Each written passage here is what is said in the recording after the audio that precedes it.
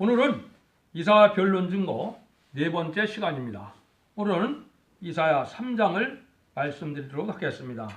3절, 요절이 13절인데요. 13절 한 절을 봉독해 올리겠습니다. 여호와께서 변론하러 일어나시며 백성을 심판하러 서시도다. 오늘은 이제 이사야 3장은 심판기의 형편을 말씀했습니다. 심판기의 망할 자 형편을 말씀했는데 여기에 변론으로 살리는 역사가 올 것을 얘기했습니다. 잠깐 지난번 시간 거를 조금만 언급하고 나가면 이사야 1장은 경고가 있는 하나님의 사랑이라 그랬습니다. 그거는 하나님의 정한 때가 되면은 소돔과 고모라와 같이 불탈 수밖에 없는 세상이 오면서 다 부패되고 타락해서 하나님이 형식적으로 드리는 예배를 아주 받을 수가 없는 그런 때가 온다는 것을 말씀을 했습니다. 그때 불탈 수밖에 없는데 하나님도 아주 슬퍼하는 마음이 되는 거죠. 그래서 하나님은 그냥 심판하면 안 되기 때문에 살리기 원해서 변론을 하고 난 다음에 변론에 순종하면 새 시대의 복락을 주고 변론에 순종하지 않으면 멸망시킨다는 것이 1장의 내용이었습니다. 2장에서는 그거를 시기를 알려줬는데 심판이는 평화라고 그랬죠? 그럼 그런 일들이 언제 있을 것이냐? 그걸 우리가 이렇게 생각할 수 있습니다. 첫 번째는 이제 구세주 예수님이 오셔서 이제 1세기에 이제 민족적인 종교에서 세계적인 종교로 발전을 해갖고 세계적인 기독교가 이루어질 것을 말씀한 겁니다. 그래서 지금까지 2000년 동안은 이제 복음서와 편지서를 중심한 은혜시대 복음을 통해서 천국 복음을 전하게 함으로 영원 받는 시대를 했다는 것을 증거했습니다. 두 번째는 이제 환란기, 심판기가 올 때는 야곱의 도라 그랬죠? 예언서 계시를 중심으로 해서 이제는 죽음을 맛보지 않고 들림받는 종들이 나오고 죽음을 맛보지 않고 새 시대 평화왕국을 이루어서 이제 성경에 예언된 대로 나무수왕과 같이 된다는 말씀대로 1000년 동안 죽지 않을 그러한 복음을 전파되는 때가 온다. 이거를 알려줬어요. 근데 그때는 부패한 자가 많아서 아무리 야곱이지만은 버릴 야곱이 있고 택한 야곱이 있는데 버린 야곱은 어떤 자들이었어요?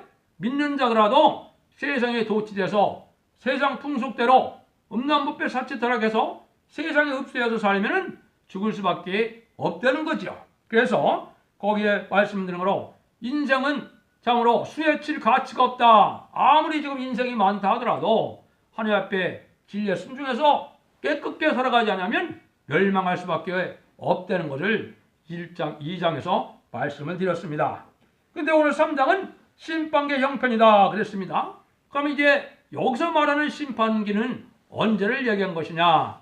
이거는 선지국가인 한국이 심판받을 때를 얘기한 겁니다. 그러면 뭐냐? 남북한의 마지막 정권 때를 얘기한 겁니다. 그럼 한국은 언제부터 심판기가 볼 수 있느냐? 이제 붉은 말이 등장한 이제 1948년 9월 9일 북한에 공산정권이 들어섰죠? 그것이 심판하기 위해서 공산당을 지금 키운 겁니다. 남한에서는 이제 물질이 많이 발달하다가 하느님이 미워하는 일들이 뭐냐? 청황색 말시대하고 건장하고 어롱진 말시대인데 그래서 그 사람들은 하느님이 아주 미워하는 음녀 정권이다. 공산당을 너무나 좋아한다. 그래서 그걸 시기적으로 본다면 김대중 정권과 노무현 정권에 의해서 이제는 협상시대가 본격적으로 진행이 되고 이제는 지금 현재 문재인 정권은 건장하고 어른진 말이 되어서 너무나 이제 친북 이게 멸망의 대상이 되는 이제 대상의 정권, 음녀 정권이 된 겁니다. 그래서 음녀에는 성경에는 두 가지가 있어요. 북방 세력을 좋아하는 정권은 음녀 정권이고 또 북방 정권을 그런 공산당 정권을 좋아하는 교권은 음녀 교권입니다. 그래서 음녀 교권은 WC 형태로 지금 나타나서 북한 공산당들을 좋아하는 그런 일들이 벌어지고 있고 정권도 그렇습니다. 이거는 심판의 대상자가 돼가고 있다는 걸 알려줍니다. 그러니까 이때 이제는 하나님은 멸망만 시킬 것이냐 그게 아니라는 거죠. 그래서 여기 이제 아까 13절을 읽어드렸는데 이 본장은 심판기에 부패한 자들이 어떤 형편에서 망하게 될 것을 구체적으로 가리켰다 그랬습니다. 그래서 심판기의 형편이 이제 멸망의 때가 오면 하느님을 살리는 역사를 하기 위해서 하느님께서 일어나신다 그랬어요. 여호와께서 이 변론하여 일어나신다. 그러면 저 보호자에 계신 하나님께서 이 땅에 이제 변론하여 일어나서 오시겠습니까? 이거는 하나님이 들었을 시대적인 사명들을 감춰 놓아서 오랜 시간 동안 이제 길렀다가 변론을 할 때가 온다 이 말입니다. 그러면 예수님도 이제 은혜 시대가 시작됐을 때 어떻게 됐습니까? 어린아이로 와서 30년을 기다렸죠. 12살 때 이제 나사렛 회당에 들어가서 이사야 61장을 읽고 이제는 그 말씀이 응한다 그럴 때 쫓아내는 일이 시작돼서 이제 예수님이 12살부터 사역의 길로 들어간 겁니다. 그래서 30살이 돼야 이제 사명을 감당할 수 있기 때문에 이제 30살이 된 다음에 이제는 공생에 들어가셨다가 성경의 예언대로 십자가에 못 박혀 죽으시고 부활 승천하셔서 재림이주를 영접하는 방법까지도 증거하게 하신 겁니다. 그래서 이제는 그런 때가 왔을 때 어떻게 하나님이 이제는 구원할 것이냐, 이것이 바로 변론이다. 이 변론이라는 말은 뭘 변론이라 했느냐, 하나님이 예언서를 통하여 인간종의 대죄를 빠짐없이 기록했는데 이제는 주님이 초림의 예수님이 하실 일들은 아주 말씀에 응하는 그런 말씀만 해놓고 구체적인 내용은 직접 와서 이제 하나님의 아들이 직접 와서 사복음서에 말씀하시고 대부분 이제 그것이 끝나면 여호와께서 일어나서 이래 변론하는 역사가 오는데 이거는 예언서 계시록을 이제는 2500에서 2700년에 예언된 말씀을 이 시대에 하시는 말씀으로 변론해서 전하고 한 다음에 그대로 심판한다는 것을 알려준 겁니다.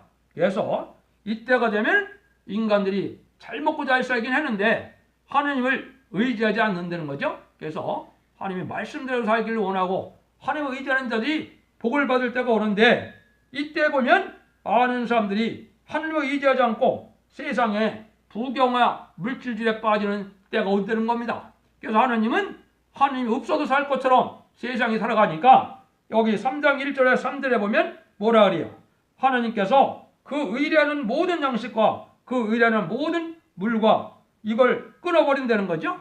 그래서 이때는 빈부귀천이 소용이 없는 때가 온다 이 말입니다. 환란이 오면 지금 부경화를 누리고 높은 명예에 또 높은 정권에 높은 경권에 있다 할지라도 아무 소용이 없는 때가 온다는 겁니다. 그래서 이때는 빈부의 귀천이 소용이 없는 그런 환란 시대는 그렇게 된다는 거죠.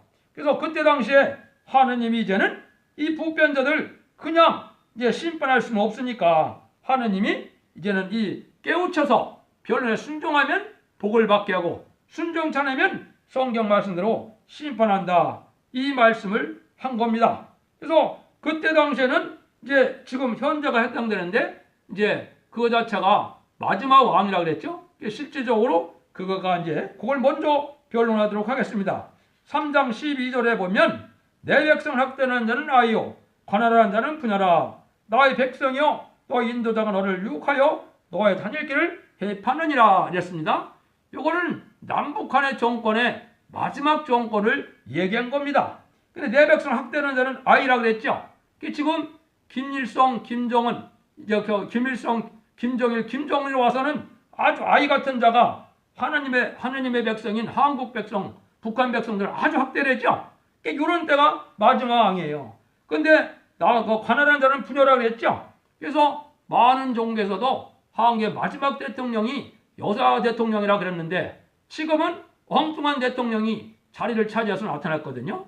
그래서 이거는 심판하기 위해서 심판 대상자가 되는 대통령이 나타나는 거지 한국을 살리고 한국을 복받게 하는 대통령이 아닙니다. 그래서 여기 보면 그랬거든요. 그래서 문제는 뭐예요? 너 인도자가 너를 유혹하여 너의 다닐 길을 해판이라고 그랬죠. 근데 이 양쪽의 지도자들이 어떻게 되느냐? 부패돼 갖고 인간이 살 길로 인되는 게 아니고 인간이 멸망할 길로 인되는 거예요. 그래서 심판이 오는 이유는 종교 지도자, 정치 지도자가 부패하면서 이 심판이 오게 되어 있는 겁니다. 그래서 그러면 정치 지도자는 뭘 그렇게 잘못되는 것이 하나님 앞에 심판을 받을 것이냐? 정직하고 깨끗하게 살아서 하나님의 말씀대로 신령하고 거룩하게 구별된 삶을 살아가야 되는데 그러지 않고 뭘 좋아한다고요? 공산당을 좋아하는데 그 짐승정권이라고 성경이 표현되는데 마귀 세력이거든요. 공산당이. 그래서 마귀의 이론을 가지고 나온 공산당을 좋아하는 거 이게 음녀 정권인데 이거로 자꾸 국민을 인도한다는 이게 멸망하게 인도한다 이 말이에요. 그러면 종교 지도자도 똑같은 거예요. 지금 많은 종교 지도자들이 어떻게 합니까?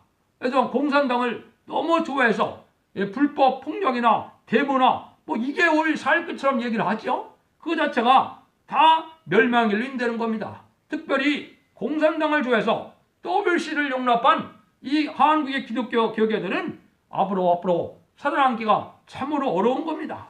그걸 회개하고 돌아와야지 되지 회개하지 않고 환란날을 맞이한다면 살아남을 수가 없는 겁니다. 그래서 이때가 심판 때가 온다는 것을 우리에게 알려준 겁니다. 그래서 여기 인도자가 다닐 때 길을 해파는 일이 3장 10에 나오는데 이게 마지막 이 지도자들이 해낼 때인데 그게 남북한 현재 지도자들이 된 겁니다. 그래서 남북한 정치 지도자가 지금 이제 어떻게 된 거예요?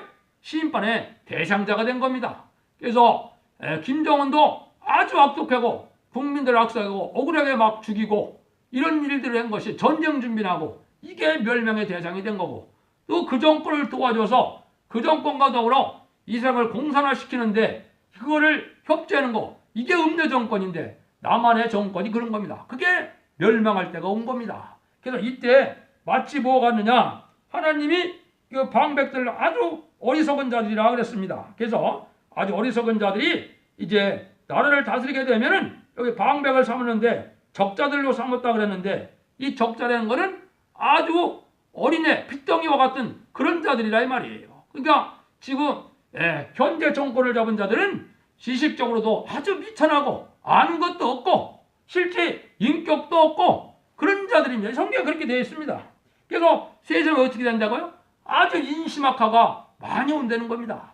어린이가 노인을 대적하고 여기 비천한 자가 존귀한 자에게 교만하다 이렇게 표현되어 있죠. 3장 4절 5절에 이게 인간 종말의 한국이 사회 현상이 그렇게 됐다는 거예요. 그래서 이게 점점 혼란이 오다 환란이 올 때쯤 되면은 이게 다스릴 수가 없을 정도로 된다는 겁니다. 이게 다스릴 수가 없기 때문에 이때는 어떻게 돼요? 하느님의 이제 참다운 종들이 전하는 말을 듣는 자는 적다 보니까 이제는 무질서하고 아주 이게 강박해지고 제멋대로 나가기 때문에 어떻게 된다고요? 통제가 안 된다는 거예요. 한국 어느 정도 그렇게 됐죠? 불법 세력이 이제는 퇴보하는 것이 그게 의처럼 생각하고 촛불의 혁명이 옳은 것처럼 생각을 하거든요. 이거 자체가 지금 뭐라고요? 아주 불법이 성하는 그런 때가 온 겁니다. 그래서 점점 이제는 통제가 안 돼서 그때 여기에 보면 뭐 한다는 거예요? 서로 내가 이 나라의 관장이 되지 않는다 이 말을 했거든요. 이게 뭐예요? 백성의 지도자가 할 수가 없으니까 더 이상 내가 이 나라의 지도자가 할 수 없다, 하기 싫다 이런 때가 오되는 겁니다. 이래서 망하게 된다는 거죠. 그래서 이렇게 망하게 되는 때 이제 하나님은 이럴 때 하나님이 올바른 길을 살 길을 알려주는 것이 이 변론자가 나와서 변론대로 살아서 살 길을 인도하는 것이다. 그걸 알려준 겁니다. 그런데 여기 보면 6절 9절 8절 9절에 보면 예루살렘이 망하였고 유다가 엎드러지면 그들의 언어와 행위가 여호와를 거들어서 그 영광을 촉범하였다 그랬습니다. 이 여호와의 영광을 여호와의 그 영광을 촉범했다. 요 말이 뭡니까? 하나님이 가장 사랑하는 자들을 그 말씀을 듣지 않고 오히려 해방하고 핍박하고 비반하고 이런 데는 거죠. 그는 정권이나 교권이 마찬가지입니다. 점점 하느님을 의지하고 말씀을 들어서야 되고 재림의주를 신앙 준비를 해야 되고 하느님을 바라보고 하느님을 경외하는 자만이 살 길이라 그런다면 다 실현되는 거예요. 부패한 정권 경권이. 이것이 뭐냐? 하나님의 영광의 눈을 촉범하는 거예요. 이것이 이제 그게 여기만 나와 있는 게 아니고 스가랴 2장 8절에도 그렇게 되어 있어요. 스가랴 2장 8절에도 보면 너희가 노력한 열고로 영광을 하여 나를 보내셨나니 물은 너희를 범하는 자는 그의 눈동자를 범하는 것이라. 이건 뭐예요?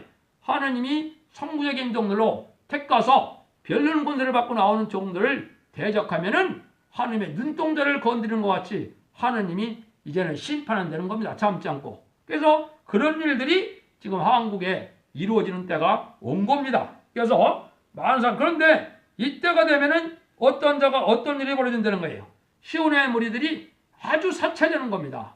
아주 음란해지는 겁니다. 그래서 여기에 보면 각종 장식품을 많이 또 몸에 시장을 하고 또 그러한 음란한 눈으로 정을 통하는 눈으로 세상을 산다 이 말이에요. 이럴 때 하나님이 살 길을 알려주는 것이 여호와의 변론이라는 겁니다. 그래서 변론을 어떻게 이제 예언이 되냐? 성경 말씀을 변론하는 방법은 어떻게 해야 되느냐? 이걸 학적으로, 원어적으로, 언어학적으로, 인간의 지식으로 하나님의 섭리를 깨달을 수는 없습니다. 그러니까 어떻게 해서 하나님의 말씀을 깨달을 수가 있느냐? 하나님의 말씀은 이사 34장 16절처럼 하나님이 짝을 다 해놓은 겁니다. 그래서 계시록 읽을 때 계시록 짝을 모르면 그거를 어디서 찾아야 돼요? 복음서에 짝이 있고 편지서에 짝이 있고 이게 예언서에 짝이 있고 그러면 해석이 되는 겁니다.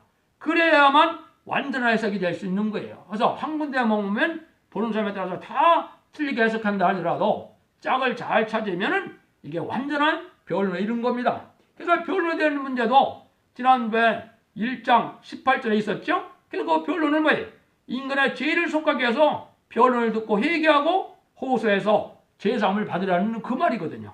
그 다음에 여기에 보면 심판의 변론을 한다. 심판하러 오신다. 이 변론하고 나면 그대로 심판한다. 그러면 이제 그걸 결론적으로 어디다 말씀해 놓느냐? 미가서 6장 1절 2절에 말씀을 했습니다.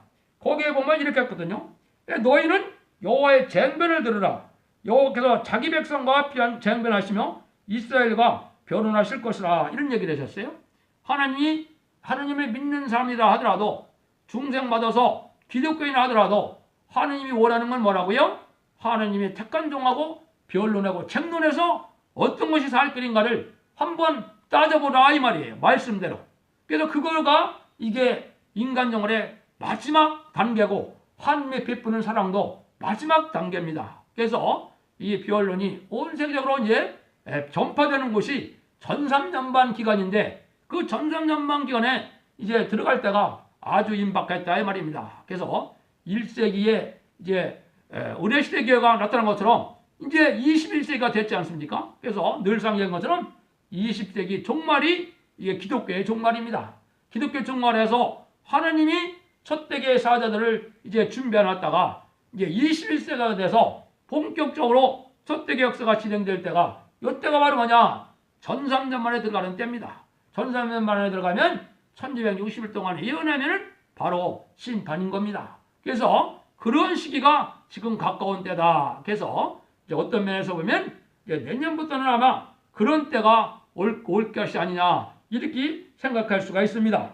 그래서 이런 변론을 통해서 하나님은 이 시대에 온 세계 사람들에게 전하게 한다. 그래서 그런 이유가 하나님은 그렇게 하기 위해서 뭐가 지금 발달했습니다. 한국이 인터넷 강국이 됐거든요. 인터넷을 통하여 온 세계에 복음을 전하는 마지막 방법을 쓰시려고 지금 인터넷에 강국이 된 겁니다. 그래서 이제 아침에 여기서 올리면 전 세계를 동시에 볼 수 있는 거 아닙니까? 그래서 그 보는 사람들이 앞으로 각성을 받아서 올 때가 오는 겁니다. 그래서 그때가 이제 그런 걸 준비하기 위해서 지금까지는 아니 숨겨놓았다가 이제는 변론회로 일어나시는 그런 일들이 진행되는 겁니다. 그래서 아주 극도로 교만하고 사치한 세상은 이제 다 멸망이 온다. 특히 시온의 무리가 그렇다는 것은 뭡니까? 믿는 자들도 세상의 물질 향락에 아주 도취됐다 이 말이거든요. 이때 음란에 또 도취되고 이것이 멸망이라 이 말입니다. 그래서 이와 같이 부패라는 것은 하나님을 공경하는 사람들이 심판날에 절대로 시온을 용서할 수 없는 그런 변론을 하게 돼서 변론에 순종하야만 살 길이 있다는 것을 알려준 겁니다. 이것이 오늘 이사야 3장을 통해서 알려주는 내용입니다. 근데 이때 하나님이 쓰실 만한 종은 어떤 종이냐? 아주 세상적으로 대단하고 유명하고 학식 있고 또 엄청난 세력을 갖고 있는 것들이 아니라는 거지요. 그래서 시편 8편 2절에 보면 어린아이와 젖먹이를 들어서 하나님이 능력에 힘입어서 하나님이 들어쓴다 그랬습니다. 세상적으로는 아주 미약하고 부족한 어린애와 같고 여기서는 적자라 그랬죠. 이거는 아주 핏덩이와 같은 이런 자들을 들어쓴다는 겁니다. 이거는 증인 권세 받을 정도는 아주 세상적으로는 미약한 종들이다. 어린애 같은 종들이다. 그러면 이게 언제도 그랬느냐? 마태복음 21장 16절에 보면 예수님도 그런 말씀을 하셨어요. 뭐라 그랬느냐? 이제 하나님이 어린아이들에게는 숨은 비밀을 알려주지만은 이게 세상의 어른들에게는 감춘다 그랬거든요. 그 당시에 어린아이들은 누굽니까? 어린아이까지 순진하고 아주 간삼이 없는 사람들이 바로 누구였느냐? 그게 12사도입니다. 12사도에게는 비밀을 알려줬지만 그 시대의 어른들은 누굽니까? 장로, 서기관, 사내들은 공예원 이런 사람들이거든요. 이런 사람들은 현재로 보면 교권의 총회장이나 목사나 장로나 이런 사람들 되겠죠? 이런 자들에게는 하나님이 비밀을 안 알려준다는 겁니다. 왜? 온전히 순전하게 살지 않고 하늘을 향한 열심으로 살지 않기 때문에 깨끗한 삶을 살지 않기 때문에 하느님은 비밀을 숨긴다는 겁니다. 그러니까 지금은 가난하더라도 깨끗하고 정직하게 하나님을 향하여 간절한 마음으로 사모하는 자들에게만 이 비밀이 깨달아져서 그 깨달은 역사 속에 빛을 따라오는 자들이 복을 받게 된다는 것이 이사야 3장의 내용입니다.